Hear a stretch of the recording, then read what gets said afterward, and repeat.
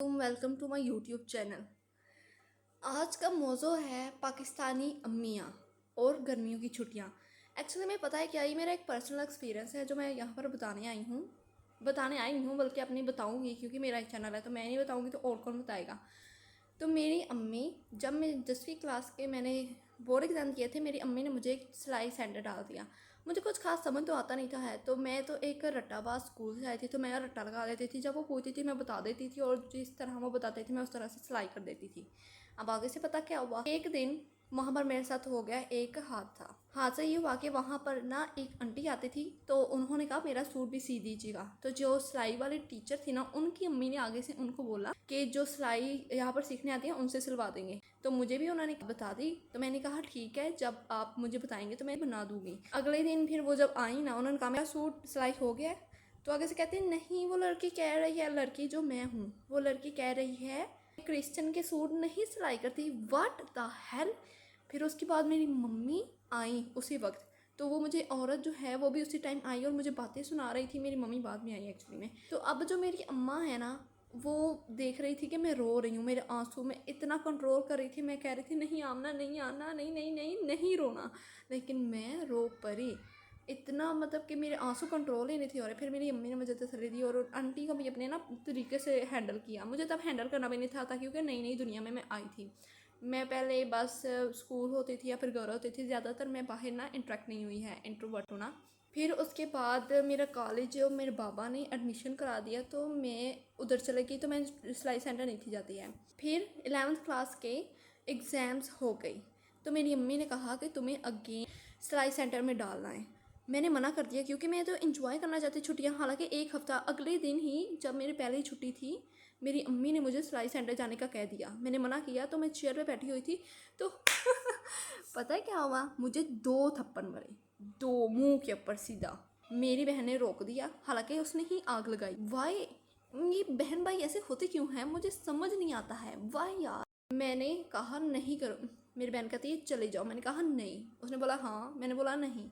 मैंने एंड पे आके भी नहीं बात मानी, तो उन्होंने मेरी ड्यूटी लगा दी कि एक टाइम के बर्तन धोगी तुम।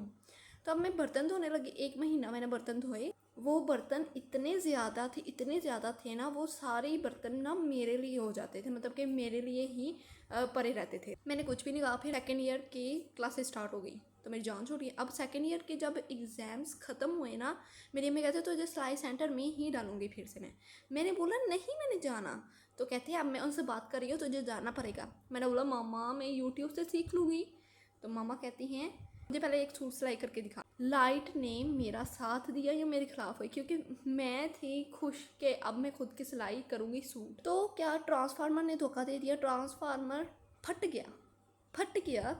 और उसके अगले दूसरे दिन भी उसको सही करने में पूरे दिन लाइट ही नहीं आई। 2 दिन तो यहाँ ज़ाया हो गए। उसके बाद वो ना थोड़ी सी, मतलब कि न्यू नहीं था लगा है, तो उसका ना पुराना मॉडल ही था जो लगा था, चेंज हुआ था बस। तो उसको भी सही कराने के लिए ना दोबारा बुलाया गया, तो 2 दिन भी लाइट नहीं आई। ईद आ रही है, जाहिर सी बात है फ्रिज में गोश्त वगैरह भी तो रखना होता है, तो उसके लिए लाइट चाहिए होती है प्रॉपर। मेरे बाबा ने नया ट्रांसफार्मर लगवाने के लिए उन्हें कॉल किया, उन्होंने कॉल पिक की और वो नया लगवाने आ गए। उसमें भी 2 दिन ही चले गए, क्योंकि एक कॉल की तो पहले दिन तो वो आए, उन्होंने देखा, फिर अगले दिन उन्होंने सही नया ला के लगा दिया।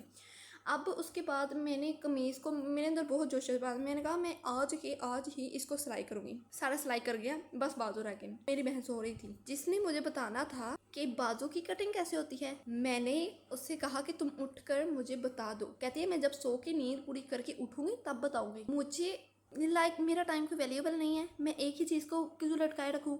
मैंने कहा कि मैं यूट्यूब से कर सकती हूँ। मैंने खुद को, मैं पहले इतनी दफ़ा सोचा, 10 दफ़ा सोचा मैंने करने से पहले, लेकिन फिर मैंने अपने आप को हिम्मत दी। मैंने कहा खुद मैं करूँगी तो मुझे कुछ सीखने को मिलेगा। तो मैंने कट कर दिया। Oh my God. फिर क्या हुआ, जब मैंने उसको अटैच किया, सिलाई करना शुरू किया, कपड़ा कम पड़ गया था जो कमीज़ में था, तो मैंने उसको लगा दी, सिलाई करके छुपा दिया। सलवार की बारी आई, उसके ऊपर मैंने सिलाई करना शुरू किया। जब मैं पंचे पोंचा पता नहीं क्या कहते हैं, पंचे पे चली गई, तो उधर सिलाई जो अंदर वाली थी ना वो बड़ी नीट क्लीन थी, लेकिन बाहर वाली नहीं थी है। तो अब मैं कहा इसको क्या ही मैं सही करूँ। तो दूसरे पेंचे पोंचे जो भी है अपनी ज़ुबान में समझ लेना, उसके ऊपर मैं करने लगी तो नलकी ख़त्म हो गई। फिर अम्मा 2 दिन बाद जाकर नलकी लेके आई। दूसरे पंचे पर नलकी ख़त्म हो गई, अम्मा 2 दिन तक नलकी लाना भूल गई। फिर 2 दिन बाद लेके आई, उसके अगले दिन ही मेरा एग्ज़ाम था जो कि डिले हो गया था और वो सूट अभी तक लटक रहा है। और यहीं तक मैंने अपनी ये छोटी सी बात बतानी थी। बाकी मुझे एंड ऑन करना नहीं वीडियो का आता है। Bye bye.